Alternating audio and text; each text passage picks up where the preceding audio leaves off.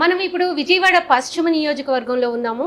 ఈ నియోజకవర్గంలో ఇప్పటి వరకు చాలా మంది లీడర్స్ అంటే జలీల్ ఖాన్ కావచ్చు, లేకపోతే మంత్రి వెల్లంపల్లి కావచ్చు, ఇంకా ఇలాంటి వాళ్ళందరూ కూడా పార్టీలు మారుతూ వస్తూ వెళ్తూ ఉన్నారు. అయితే జగన్మోహన్ రెడ్డి కాంగ్రెస్ నుంచి బయటకు వచ్చిన రోజు నుంచే ఆయనతో పాటు నడిచిన ఒక వ్యక్తికి, ఒక సామాన్యమైన నాయకుడికి ఇప్పుడు జగన్మోహన్ రెడ్డి ఇక్కడ సీట్ ఇచ్చారు. ఆయనే షేక్ ఆసిఫ్. సో ఈరోజు మనతో షేక్ ఆసిఫ్ గారు ఉన్నారు. నమస్తే అండి. నమస్తే అండి. మీరు ఇప్పుడు సుజనా చౌదరి ఇక్కడ బీజేపీకి వచ్చింది కూటమిలో భాగంగా. సో ఆయన మీద పోటీ చేయబోతున్నారు. ఆయనేమో చాలా రిచ్ అని చెప్తారు. సో ఆయన మీద పోటీ పడడానికి మీకున్న అర్హతలు ఏంటి? నాకున్న అర్హతలు, నేను స్థానికుడిని, ముఖ్యంగా నేను ఇక్కడ స్థానికుడిని, ఒక కార్పొరేటర్గా, ఒక సమన్వయకర్తగా, ఒక చైర్మన్గా నేను ప్రజలకి అందుబాటులో ఉంటూ నా వంతు నేను సహాయ సహకారాలు అందించి నేను వాళ్ళలోనే ఉంటూ వాళ్ళ కష్టసుఖాలు తెలుసుకుంటూ ముందుకెళ్ళాను. తప్పకుండా నేను నిత్యం ప్రజల్లో ఉంటాను. అలాగే జగనన్న ఏదైనా పథకాలు ఉన్నా సరే ఆ పథకాలన్నీ ప్రజలకు చేరువయ్యేటట్టుగా నేను నా వంతు నేను సహాయ సహకారాలు అందించాను. ఆ ఒక్క పార్టీకి ఆకట్టుకొని ఉన్నాను. అలాగే పార్టీ వెంటే ఉన్నాను. నేను ఎంతమంది నన్ను ఎన్ని ప్రలోభాలు పెట్టినా సరే నేను పార్టీ విడలేదు. నాకు చాలామంది నానా రకాలుగా అంటే ఎలాంటి ప్రలోభాలు వచ్చినాయి? ఏ పార్టీకి రమ్మని అడిగారు? ఏంటి అసలు అది? ఆ రోజుల్లో జలీల్ ఖాన్ గారు పార్టీ మారినప్పుడు నాకు కూడా తెలుగుదేశంలో రమ్మని చెప్పి నాకు చాలా ఇబ్బందులు కూడా గురి చేయడం, అలాగే ఏమైనా సరే నేను నిన్ను ఆదుకుంటాను, నీకు అన్ని విధాలుగా నేను సహాయ సహకారాలు అందిస్తాను అది ఇదని చెప్పినా సరే నేను నమ్మలా. నేను గెలిచింది కార్పొరేటర్గా వైఎస్ఆర్ కాంగ్రెస్ పార్టీలో గెలిచాను. నేను వైఎస్ఆర్ కాంగ్రెస్ పార్టీలోనే ఉంటానని చెప్పేసి నేను ఉన్నాను. తర్వాత నేను ఉన్నందుకు జగనన్న నాకు పిలిచి సమన్వయకర్తగా 2016లో ఇవ్వడం జరిగింది. ఆ 2016లో సమన్వయకర్తగా ఇవ్వడం, ఆయన ఏదైతే బాధ్యతలు చెప్పారో ఆ బాధ్యతలు నేను 22 డివిజన్లు, ఒక కొండ ప్రాంతం ఎక్కువ, ఇక్కడ ఒక 12-13 డివిజన్ల దాకా కొండ ప్రాంతమే విజయవాడ పశ్చిమ నియోజకవర్గం అంటే. ఆ కొండ ప్రాంతం మొత్తం తిరిగి గడప గడప కార్యక్రమం నేను చేపట్టడం, అలాగే జగనన్న నాకు వారానికి 2 సార్లు ఆయనే ఫోన్ చేసి బాగా తిరుగుతున్నావు, బాగా ప్రజల్లోకి వెళ్తున్నావు, చాలా చక్కగా చేస్తున్నావు అని చెప్పేసి జగనన్న కూడా నాకు చాలా మెచ్చుకునేవాళ్ళు. ఆ ఒక్క రీతి వల్లే నేను జగనన్న దృష్టికి వెళ్ళడం, అలాగే జగనన్న ఏదైతే ప్రజా సంకల్ప యాత్ర పెట్టారో ఆ ప్రజా సంకల్ప యాత్రలో ఇడుగులపాయ నుంచి ఇచ్చాపురం దాకా నేను జగనన్న వెంటే వెళ్ళడం, కలవడం, ఇక్కడ నియోజకవర్గ సమస్యలు ఆయనకి వివరించడం, అలా ముందుకు సాగాను.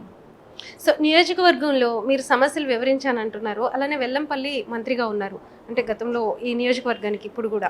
సో ఇంకా ఫుల్ఫిల్ కాని సమస్యలు చాలా ఉన్నాయి అంటున్నారు. రేపు ఆ సమస్యలు ఈ ఎన్నికలకి ఏదైనా అవరోధంగా ఉంటాయంటారా? లేదండి, పశ్చిమ నియోజకవర్గంలో అయితే వైఎస్ఆర్ కాంగ్రెస్ పార్టీ అధికారంలో వచ్చిన తర్వాత కోట్లాది రూపాయలతో 450 కోట్ల రూపాయలతో విజయవాడ పశ్చిమ నియోజకవర్గాన్ని అభివృద్ధి చేయడం జరిగింది. బీటీ రోడ్లు కానివ్వండి, సీసీ రోడ్లు కానివ్వండి, అలాగే సైడ్ డ్రైన్స్ కానివ్వండి, ఎలక్ట్రికల్ పనులు కానివ్వండి, వాటర్ పైప్ లైన్ కానివ్వండి, అలాగే కొండ ప్రాంతం కూడా వాటర్ ట్యాంకులు కానివ్వండి, రిటైనింగ్ వాల్స్ కానివ్వండి, మెట్ల మార్గాలు కానివ్వండి, అనేక వసతులు ఎవరైతే కొండ ప్రాంతం నివసించే వాళ్ళు ఉన్నారో వాళ్ళకి వైఎస్ఆర్ కాంగ్రెస్ పార్టీ వచ్చిన తర్వాత అన్ని సదుపాయాలు కల్పించి వాళ్ళకి కొండపై ప్రాంతంలో ఉన్న వాళ్ళందరికీ సంక్షేమ పథకాలు కూడా వాలంటీర్ వ్యవస్థ ద్వారా అందజేయడం జరిగింది. అంటే మీరు చెప్పారు ఇంతకు ముందు మాట్లాడినప్పుడు జలీల్ ఖాన్ ప్రలోభ పెట్టారు. ఎందుకని జగన్ గారితోనే ఉండాలని మీకు ఎందుకు అనిపించింది? ఏం చూసారు మీరు?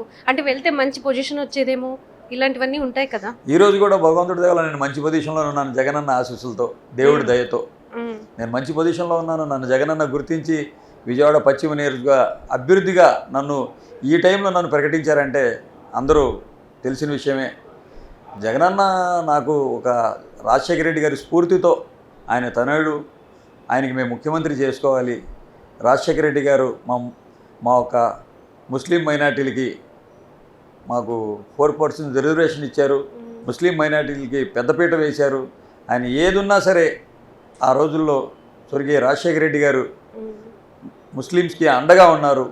ఆ ఒక్క రీతే ఈరోజు జగనన్న ఆయన తనయుడిగా ఆయనతో నేను నడవాలి, మా జగనన్నతోనే ఉండాలి అని చెప్పేసి ఉండడం ఇక్కడ మనం చూస్తే కూటమిలో భాగంగా బీజేపీకి సీట్ వచ్చింది. బీజేపీ అజెండా ఏంటంటే ఆ 4% రిజర్వేషన్ అంటే మతతత్వ రిజర్వేషన్స్కి మేము అననుకూలం అని చెప్పేసి బీజేపీ పార్టీ చెప్తుంది. అదే విషయాన్ని ఇక్కడ కిషన్ రెడ్డి కూడా పక్క స్టేట్లో తెలంగాణలో చెప్పారు. ఇప్పుడు పురంధేశ్వరి గారు ఇంకేం మాట్లాడలేదు. బట్ చంద్రబాబు నాయుడు కూడా వచ్చి ఇంతవరకు ఏం మాట్లాడలేదు కూటమిలో నేతలు దీని మీద. అంటే కానీ భయాందోళనలు అయితే కనిపిస్తున్నాయి. ఈ 4% రిజర్వేషన్ వాళ్ళకి ఓటేస్తే తీసేస్తారేమోనని. ఇక్కడ పర్టికులర్గా మీ నియోజకవర్గంలో చూస్తే 19% ముస్లిం ఓట్స్ ఇక్కడ ఉన్నాయి. సో మీరు ఎలా దీని మీద స్పందిస్తారు? ఇప్పుడు చంద్రబాబు నాయుడు గారు ప్రత్యేకించి ఒప్పుకొని అవసరంలా. ఆయన ఏమి అన్నీ తెలిసే ముస్లిమ్స్ మైనార్టీలకి అణగదొక్కింది ఎవరంటే చంద్రబాబు నాయుడు. నారా హమారా అని గుంటూరు మహాసభలో ముస్లిం మైనార్టీ పిల్లలు వెళ్ళి వాళ్ళ ఏదైతే సమస్యలు ఉన్నాయో ఆ సమస్యల్ని పట్టించుకోండి అని చెప్పి అడిగినందుకే చంద్రబాబు నాయుడు గారు వాళ్ళ మీద దేశద్రోహులుగా చిత్రీకరించి వాళ్ళకి జైలు పంపడం జరిగింది. మరి ఏ ఒక్క మైనార్టీ మంత్రి లేకుండా, మైనార్టీ సంక్షేమానికే మైనార్టీ మంత్రి లేకుండా చేసిన ఘనత చంద్రబాబు నాయుడుది. మరి ఆయన ఆ రోజుల్లో ఆయన హయాంలో ఒక్క మంత్రి లేడు, ఒక్క ఎమ్మెల్యే లేడు, లేకుండా ఆయన క్యాబినెట్లో ఒక మంత్రి లేకుండా కేవలం ముస్లిమ్స్కి ఓటు బ్యాంక్ కింద వాడుకున్న చంద్రబాబు నాయుడు మైనారిటీల హక్కుల్ని పరిరక్షిస్తాను భవిష్యత్తులో అని చెప్పేసి ఈ మధ్యకాలంలో అంటే రంజాన్ సమయంలో అండ్ రంజాన్ కార్యక్రమాల్లో పాల్గొన్నప్పుడు కూడా చెప్పిన విషయం. మీరు ఎలా కాదంటారు దాన్ని? మైనార్టీ హక్కుల్ని పరిరక్షించే వాళ్ళు ఈరోజు ఎన్ని సీట్లు ఇచ్చారు చెప్పండి? మైనార్టీలు ఎన్ని సీట్లు ఇచ్చారు? జగన్మోహన్ రెడ్డి గారు ఎన్ని సీట్లు ఇచ్చారు? జగన్మోహన్ రెడ్డి గారు 7 సీట్లు ఇచ్చారు. గతంలో 5 సీట్లు ఇచ్చారు. ఇప్పుడు మళ్ళీ పెంచుకుంటూ వెళ్తున్నారు. కానీ మైనార్టీలకి ఉప ముఖ్యమంత్రి ఇచ్చారు, మైనార్టీ సంక్షేమ మంత్రి ఇచ్చారు, అలాగే మైనార్టీలకి 5గురికి ఎమ్మెల్యేలు ఇచ్చారు పోయినసారి. అలాగే మైనార్టీ ఫైనాన్స్ కార్పొరేషన్ ద్వారా నాకు చైర్మన్ ఇచ్చారు, ఉర్దూ అకాడమీ చైర్మన్, వక్ఫ్ బోర్డ్ చైర్మన్, అందరికీ చైర్మన్లుగా డైరెక్టర్లుగా ఒక ఉప ముఖ్యమంత్రి ఇవ్వడం అంటే మైనార్టీకి మాటలు కాదు కదా. మరి ఎంజద్ బాషా గారికి ఉప ముఖ్యమంత్రి ఇచ్చారు, ఎమ్మెల్సీలు ఇచ్చారు. మరి ఇంత పెద్దపీట వేసి ముస్లిం మైనార్టీలకు అండగా నిలబడిన నాయకుడు ఎవరు ఉన్నారంటే వైఎస్ జగన్మోహన్ రెడ్డి గారే. అలాగే ఉర్దూ సెకండ్ లాంగ్వేజ్ చేశారు. ఎవరైతే మీరేమో ఇన్ని చెప్తున్నారు, కానీ జగన్మోహన్ రెడ్డి ముస్లింస్కి అన్యాయం చేశారు, వాళ్ళని ఒక ఓట్ బ్యాంకుగా మాత్రమే వాడుకుంటున్నారు అనేది చంద్రబాబు నాయుడు విమర్శ. వాళ్ళ దగ్గర పచ్చ మీడియా ఉంది. వాటి మీద రాతలు రాసుకొని వాళ్ళు ఏదనుకుంటే అది రాసేసుకొని రాత్రి వాళ్ళు మేము చేయలేదని చెప్పరు కదండి. అందుకోసం జగన్మోహన్ రెడ్డి గారి మీద కావాలని చెప్పేసి అపాండాలు వేస్తున్నారు. వాళ్ళు చేసిన ఏదైనా చెప్పమని చెప్పండి. వాళ్ళ క్యాబినెట్లో ఒక మంత్రి కనిపించాడా ముస్లిం మైనార్టీ మంత్రి? అసలు ఇప్పుడు 2019 విషయం కాదు, 2024లో ఎంతమంది టికెట్లు ఇచ్చారు చెప్పండి? కావాలని చెప్పేసి జగన్మోహన్ రెడ్డి గారి మీద బురద జల్లే కార్యక్రమం పెట్టుకొని ఈ యొక్క కూటమి తయారైపోయి ఏదో జగన్మోహన్ రెడ్డి గారికి వస్తున్న ఆదరాభిమానం, ప్రజాభిమానం చూసి ఓర్వలేకే ఏదో ఓటు బ్యాంక్ కింద వాడుకున్నారండి. ఓటు బ్యాంక్ కింద వాడుకోవడం కాదు, జగన్మోహన్ రెడ్డి గారు ఒక్క ఓటుని విలువ తెలియజేశారు. ప్రజలకి ఓటు విలువని తెలియజేశారు. గతంలో కూడా ఇదే ప్రభుత్వం, గతంలో ఇంకా 2 రాష్ట్రాలు కలిసి ఉన్నాయి. 2 రాష్ట్రాలు కలిసి ఉన్నప్పుడు ఎంత అసలు రెవెన్యూ ఉండేది. మరి ఈరోజు డివైడ్ అయిపోయిన తర్వాత జగనన్న అన్ని సంక్షేమ పథకాలు కానివ్వండి, లేకపోతే ఏదైనా సంక్షేమ పథకం ఆగిందా? కరోనా కష్టకాలంలో కూడా ప్రజలకు ఆదుకున్న నాయకుడు జగన్మోహన్ రెడ్డి గారు, ఏ ఒక్క పథకం ఆగకుండా. మరి ఇదే కరోనా కష్టకాలంలో తెలంగాణలో తలదాచుకున్నారు చంద్రబాబు నాయుడు, ఆయన దత్తపుత్రుడు పవన్ కళ్యాణ్. మరి ఈరోజు వచ్చేసి ఆయన ముస్లిమ్స్కి ఓటు బ్యాంక్ కింద వాడుకుంటున్నారు. ఇవాళ మేము అది చేసేస్తాం ఇది చేసేస్తాం అని చెప్తున్నారు. మీరు కూడా దత్తపుత్రుడు అంటున్నారు. మీ దాంట్లో కూడా దాదాపు 10% ఓట్స్ ఉన్నాయి. అక్కడ విమర్శిస్తే పడవేమో చూసుకోండి. ఉండే లేదని నేను చెప్పడం లేదు. కాకపోతే ఏంటంటే కేవలం చంద్రబాబు పల్లకి మోయడానికే పవన్ కళ్యాణ్ పనిచేస్తున్నారు. ఏ రోజైనా ఏ విషయంలోనైనా ఆయన ప్రశ్నించాడా? నేను ప్రశ్నించడానికే వచ్చానని చెప్పిన పవన్ కళ్యాణ్ ఏ రోజైనా ప్రశ్నించారా? రాజధాని రైతులు భూముల కోసమైనా ప్రశ్నించారా? లేకపోతే ముస్లిం మైనార్టీలకి మీరు చేస్తున్న అన్యాయాల గురించి ప్రశ్నించారా? దేని మీద? రాజధాని గురించి ప్రశ్నించారా? పోలవరం గురించి మేము చెప్పడం కాదు, మోడీ గారే చెప్పారు స్వయంగా, పోలవరాన్ని చంద్రబాబు నాయుడు ఏటీఎం లాగా వాడుకుంటున్నాడని చెప్పేసి. ఏ రోజైనా ఏ సమస్యల మీద ప్రశ్నించారా? ప్రశ్నించకపోగా భారతదేశం మొత్తం ప్రపంచవ్యాప్తంగా కరోనా వచ్చి ప్రజలు అరిచేతిలో ప్రాణాలు పెట్టుకుని తిరుగుతున్న సమయంలో కూడా ఏ ఒక్క నాయకుడు వచ్చి ప్రజలకి భరోసానివ్వాల, ఒక ధైర్యాన్ని ఇవ్వాల. వాళ్ళ ప్రాణాల కోసం భయపడిన వాడు ప్రజల కోసం ఏం చేస్తారండి? తెలంగాణలో తలదాచుకున్నారు వాళ్ళు. మరి ఇక్కడ వైఎస్ఆర్ కాంగ్రెస్ పార్టీ కార్యకర్తల కాడ నుంచి పెద్ద మంత్రులు, నాయకులు, సీఎం గారు మొత్తం వ్యవస్థ పనిచేసింది. ప్రజలకి అన్ని విధాలుగా ఆదుకున్నారు. ముఖ్యంగా జగనన్న పెట్టిన మన వాలంటీర్స్ వాళ్ళ ప్రాణాలు సైతం లెక్క చేయకుండా ప్రజల్లో నిత్యం ఉంటూ వాళ్ళకి ఆక్సిజన్ కానివ్వండి, లేకపోతే బెడ్లు కానివ్వండి, హాస్పిటల్స్ కానివ్వండి, ఎన్ని వసతులు కల్పించారు. ప్రజలు ఇచ్చిన 5 సంవత్సరాల పాలనలో 2 సంవత్సరాలు కరోనాలో తీసేస్తే 3 సంవత్సరాల్లో జగనన్న ప్రజల ఆదరాభిమానాలు పొందారు. ప్రజల గుండెలో చిరస్థాయిగా నిలిచిపోయారు. ఆయన సంక్షేమ పథకాలు, ఆయన అభివృద్ధి మీ అందరికీ తెలిసిన విషయమే. కావాలని చెప్పేసి చంద్రబాబు నాయుడు అండుకో వీళ్ళందరూ కలిసి ఈ యొక్క డ్రామాలు ఆడుతున్నారు. కానీ ప్రజలు చెప్పండి ఏం చేశారో ఏం చేయలేదో. వీళ్ళు చెప్పడం ఏంటి? వీళ్ళు ఎంతసేపటికి ఏం చెప్తారు? కావాలనే ఏదో చెప్తుంటారు. ఇక్కడ పోతిన మహేష్ జనసేన నుంచి ఇక్కడికి వచ్చేసారు, అంటే వైఎస్ఆర్సీపీలో జాయిన్ అయ్యారు. గతంలో ఆయనకి దాదాపు 28,000 ఓట్లు లాస్ట్ ఎలక్షన్స్లో సుమారు వచ్చినాయి. సో అది ఇప్పుడు మీకు ఎంతవరకు లాభిస్తుంది ఈ నియోజకవర్గంలో? ఇప్పుడు ఆయన మీరు కలిసి పనిచేయాల్సిన పరిస్థితి ఎలా ఉన్నాయి? మీ ఇద్దరి మధ్య కమ్యూనికేషన్స్ ఎలా ఉన్నాయి? ఆ ఓట్ బ్యాంక్ మీ వైపు ఏమన్నా వచ్చే ఛాన్సెస్ ఉన్నాయా? ఆల్రెడీ నగరాలు వాళ్ళ నగరాల సోదరులందరూ వైఎస్ఆర్ కాంగ్రెస్ పార్టీ వైపే ఉన్నారు. వైఎస్ఆర్ కాంగ్రెస్ పార్టీ వచ్చిన తర్వాత నగరాల్లో అమ్మవారి చైర్మన్ ఇవ్వడం జరిగింది. అలాగే విజయవాడ ప్రథమ పౌరాలుగా నగరాల్లో ఉన్న మా సోదరి రాయన భాగ్యలక్ష్మి గారికి ఇవ్వడం జరిగింది. అలాగే నగరాల్లో శ్రీశైలంలో ఒక స్థలాన్ని కూడా కేటాయించడం జరిగింది కమ్యూనిటీ హాల్ కోసం. అలాగే ఏదైతే నగరాల్లో డైరెక్టర్లు ఉన్నారు, చైర్మన్లు ఉన్నారు, మరి నగరాల్లో కూడా వైఎస్ఆర్ కాంగ్రెస్ పార్టీకి అండగా ఉన్నారు. అలాగే ఏదైతే పోతిన మహేష్ గారు మా పార్టీలోకి వచ్చారు, వచ్చిన తర్వాత కూడా ఆయన వైపు ఉన్న పరిచయాలు కానివ్వండి, ఆయన వైపు ఉన్న కమ్యూనిటీలో ఉన్న ప్రజలు కానివ్వండి, వైఎస్ఆర్ కాంగ్రెస్ పార్టీకే సపోర్ట్గా ఉంటారు. తప్పకుండా పోతిన మహేష్ గారు రావడం కూడా మా పార్టీకి మంచి అవకాశం. ఆయన వైపు ఉన్నా సరే ఉన్న ప్రజలు కూడా వైఎస్ఆర్ కాంగ్రెస్ పార్టీకి సపోర్ట్గా ఉంటారు. ఇక్కడ చాలా వరకు విమర్శలు ఉన్నాయి, ఇంకా చాలా వర్క్స్ జరగాల్సి ఉంది, జరగలేదని. అఫ్కోర్స్ ఈ నియోజకవర్గంలో చాలా వర్కే జరిగింది, అంటే ఈ హైవే కావచ్చు, లేకపోతే ఈ బ్యారేజ్ కావచ్చు, అంటే కొన్ని వర్క్స్ జరిగినాయి, ఇంకా కూడా పెండింగ్ ఉన్నాయి. ఈ రోడ్స్కి ఇంటర్నల్ రోడ్స్, తర్వాత డ్రైనేజ్కి సంబంధించిన సమస్యలు, ముఖ్యంగా మంచినీటి సమస్య, వాటర్ సమస్య ఇక్కడ ఎక్కువగా కనిపిస్తూ ఉంది. దీని మీద ఎలాంటి చర్యలు తీసుకుంటారు? ఈ ఎలక్షన్లో ఏం చెప్పెళ్తారు? ఎప్పుడో 40-50 సంవత్సరాల క్రితం వేసిన వాటర్ పైప్ లైన్స్ అవన్నీ మార్చుకుంటూ వస్తున్నారు. అలాగే టీపీ రోడ్డు ఉంది, టీపీ రోడ్డు, గణపతిరావు రోడ్డు, చిన్నపాటి వర్షానికే మొత్తం రోడ్లన్నీ జలమయం అయిపోయి మరి ఈరోజు 5-6 కోట్ల రూపాయలతో ఆ రోడ్లు వేయడం జరిగింది. అభివృద్ధి జరుగుతుంది. నేను చెప్పాను కదా ఇందాక మీకు, 5 సంవత్సరాల్లో 2 సంవత్సరాలు ఎవరైనా ఇంట్లోంచి బయటకు రాగలిగారా? 3 సంవత్సరాల పాలన, 3 సంవత్సరాల పాలనలో 14 సంవత్సరాల్లో చేయలేని అభివృద్ధి జగన్మోహన్ రెడ్డి గారు 3 సంవత్సరాల్లో చేసి చూపించారు. మళ్ళీ వీళ్ళు ఏదో కావాలని చెప్పేసి చెప్తున్నారు. మాయా జన్మభూమి కమిటీలు, మాయా హామీలు. ఇప్పుడు 2014-2019 మధ్యకాలంలో ఉంది టీడీపీ ప్రభుత్వం, అందులోనూ ఇది రాజధాని కూడా అమరావతిలో భాగం. సో మీరు చెప్తున్నారు మీరు వచ్చాక చేశామని, మరి ఆ రోజు ఏమో అభివృద్ధి జరగలేదా? ఏం జరిగింది అభివృద్ధి? మీరే చెప్పండి.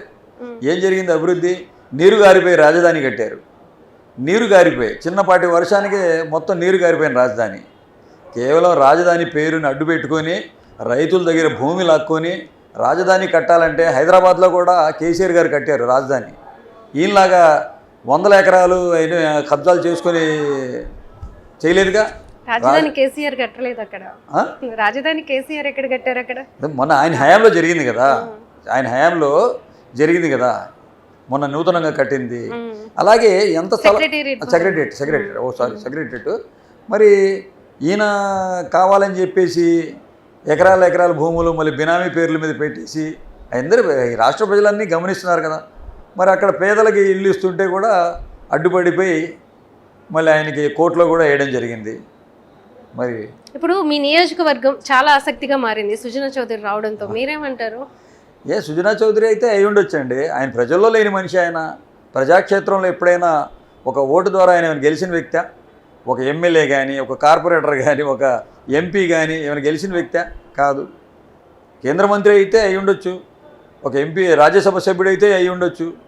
కానీ ప్రజల్లో కావాలి, ప్రజల కష్ట సుఖాలు తెలుసుకుని ఉండాలి. ఎలాగైనా గెలవడానికి డబ్బుల్ని ఇక్కడ వెదజల్లుతారు అనేది కూడా గెలవడానికి ప్రయత్నిస్తున్నారు అనేది కనిపిస్తుంది.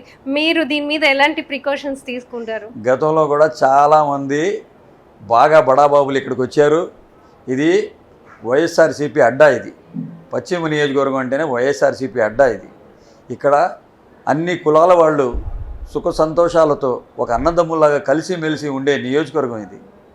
అంతేగాని ఆయన ఏదో డబ్బు చెల్లేసి, లేకపోతే నేను అందరినీ కొనేస్తాను, నేను ఏదో గతంలో కూడా చంద్రబాబు నాయుడు గారు చెప్పారు, నేను మొత్తం సింగపూర్ చేసేస్తాను, మలేషియా చేసేస్తానని. ఇప్పుడు ఈయన కొత్తగా మొదలుపెట్టాడు. ఆయన దగ్గర ఫోటో స్టాట్ తీసుకొని నేను మొత్తం నియోజకవర్గం మొత్తం నేను సింగపూర్ చేసేస్తాను అంటున్నారు, డెవలప్ చేసేస్తాను అంటున్నారు.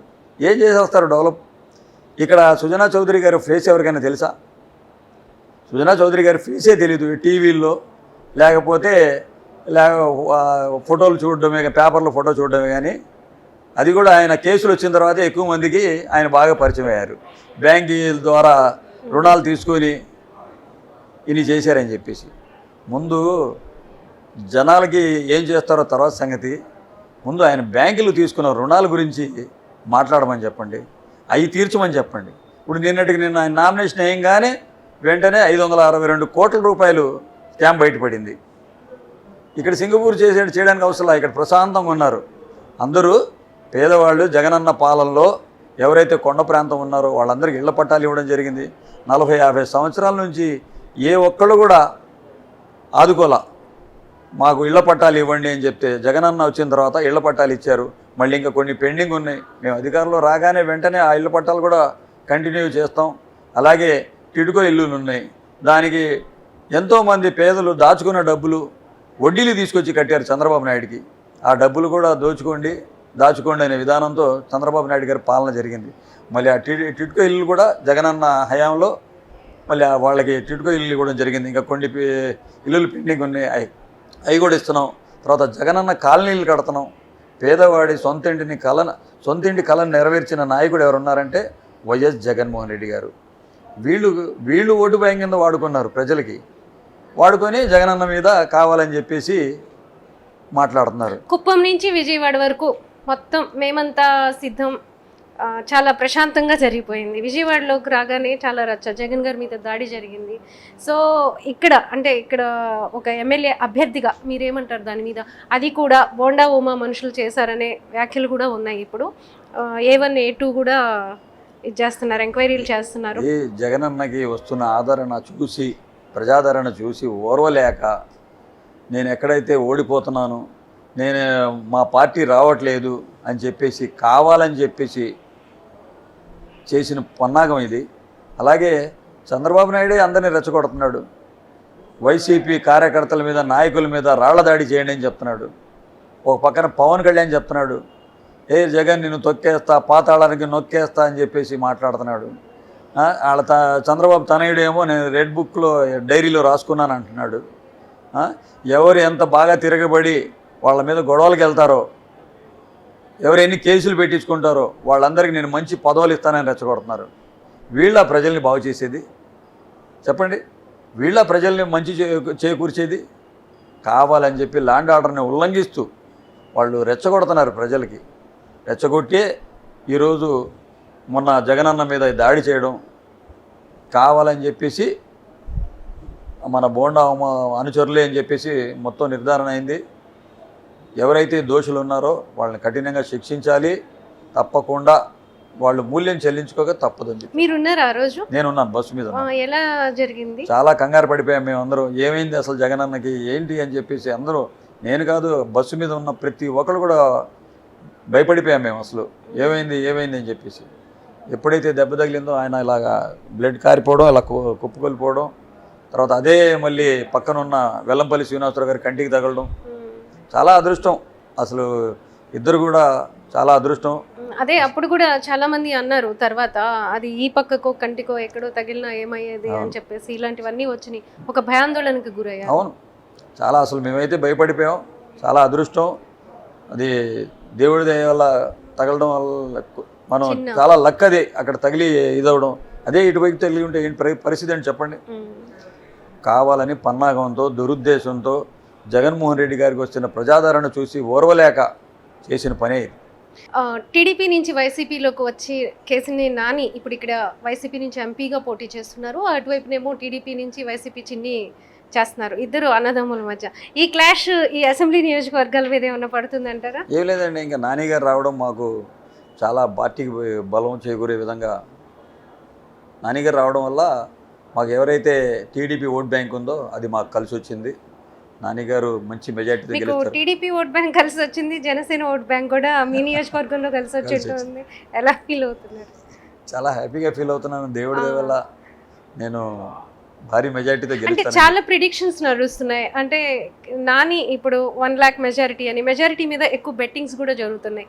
నాని ఏ మెజారిటీ వస్తుంది అనుకుంటున్నారు? 1,00,000 ఓట్ల పైన మెజార్టీ మీద వస్తుంది అనుకుంటున్నాను. ఓకే, ఈ నియోజకవర్గంలో ఈ ఎలక్షన్స్కి మీ ఏ ఎజెండాతో వెళ్ళబోతున్నారు? ఏంటి మీ ఎజెండా ఏంటి? ఏం చెప్తారు జనాలకి?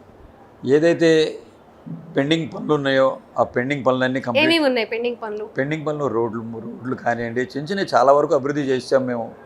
ఏదైనా ఇంకా కొన్ని ఈ యొక్క నోటిఫికేషన్ వచ్చిన కాడ నుంచి ఏదైతే పెండింగ్ వర్క్స్ ఉన్నాయో ఆ వర్క్స్ అన్ని కంప్లీట్ చేస్తాం. తర్వాత ఒక ఇళ్ల పట్టాలు కొంతమందికే ఇవ్వడం జరిగింది, కొండ ప్రాంతంలో నివసించే వారికి. ఆ ఇళ్ల పట్టాలు అందరికీ అందజేసి ఎవరైతే అర్హులు ఉన్నారో వాళ్ళకి అందజేసే విధంగా ముందుకెళ్తాం. తర్వాత టిడ్కో ఇల్లులు ఉన్నాయి, అవి కూడా ఎవరైతే అర్హులు ఉన్నారో వాళ్ళకి ఇచ్చే విధంగా. తర్వాత అన్నీ ఏదైనా డ్రైనేజ్ సమస్య కానివ్వండి, వాటర్ పైప్ లైన్ కానివ్వండి, అవన్నీ మెరుగుపరుచుకొని ముందుకెళ్తాను. స్థానికుడిని. మీరు ఇంటింటికి వెళ్ళి ప్రచారం చేసినప్పుడు మీకు ఎలాంటి సమస్యలు కనిపించినాయి ఈ నియోజకవర్గంలో? చాలా మంచి రెస్పాన్స్ వస్తుంది మేడం, చాలా మంచి రెస్పాన్స్ వస్తుంది. జగనన్న మాకు అన్ని విధాలు ఆదుకున్నారు. మా ఇంట్లో సంక్షేమ పథకాలు వచ్చినాయి. ఏదో ఒక పథకం, ఒక అమ్మఒడి కానివ్వండి, చేయూత కానివ్వండి, ఆసరా కానివ్వండి, విద్యా దీవెన కానివ్వండి, ఏదో వెళ్ళినప్పుడల్లా మా పిల్లోడికి అమ్మఒడి పడిందయ్యా, ఆ జగనన్న ఇచ్చిన ఆ అమ్మఒడి ద్వారా మా పిల్లల్ని చదివించుకుంటున్నాం. స్కూల్స్లో కూడా మంచి విద్య చెప్తున్నారు, ఇంగ్లీష్ మీడియం చెప్తున్నారు, అలాగే మంచి భోజనం పెడుతున్నారు అని చెప్పేసి వాళ్ళు చాలా హ్యాపీగా వాళ్ళే ముందొచ్చి మేము కొండ ప్రాంతం పైకి వెళ్ళి అడుగుతుంటే, ఎందుకయ్యా మీరు అనవసరం వస్తున్నారు, మేము వేసేది జగనన్నకే ఓట్లు, తప్పకుండా మేము జగనన్నకే వేస్తామయ్యా, ఫ్యాన్ గుర్తుకే వేస్తామని చెప్పి వాళ్ళు చెప్పడం జరుగుతుంది. చాలా హ్యాపీగా వెళ్తున్నాం. ఓకే, థ్యాంక్ యూ ఆసిఫ్ గారు, చాలా విషయాలు చెప్పారు.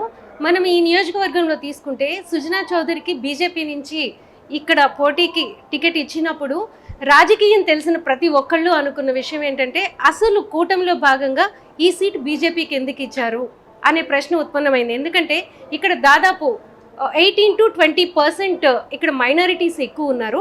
తర్వాత ఎస్సీ ఎస్టీ బీసీ ఈ వర్గాలన్నీ కూడా కలిపి ఇంకొక 45% ఉన్నారు. దాదాపు 55 నుంచి 60% ఈ వర్గాలే ఉన్నాయి. కాబట్టి ఇక్కడ టీడీపీ వాళ్ళు కూడా చాలామంది పోటీ చేశారు. బట్ బీజేపీ నుంచి సీట్ ఇవ్వడం అనేది ఇప్పుడు ఈ నియోజకవర్గానికి ప్రత్యేకంగా పోతిన మహేష్ రావడం కానీ, కేసినేని నాని టీడీపీ నుంచి రావడం కానీ, at the same time TDP నుంచి 4 క్యాండిడేట్స్ ఇక్కడ పోటీ చేశారు. వాళ్ళెవ్వరికీ కాకుండా ఇక్కడ బీజేపీకి సీట్ ఇవ్వడం అనేది ఈ నియోజకవర్గంలో వైసీపీకి కలిసి వచ్చే అంశంగా మనం చెప్పుకోవచ్చు. ఇప్పుడు ఆపరేషన్ లేకుండానే మోకాళ్లకు ప్లాస్మా ట్రీట్మెంట్, మీ ఆర్థోపెటిక్ సమస్యలన్నిటికీ రోబోటిక్ టెక్నాలజీ ద్వారా తక్కువ ఖర్చుతో శాశ్వత పరిష్కారం, ఫ్రీ కన్సల్టేషన్, ప్రతి ట్రీట్మెంట్ పై 20% డిస్కౌంట్. ఈ ఆఫర్ కొద్ది రోజులు మాత్రమే, త్వరపడండి. V9 hospitals 9281465842.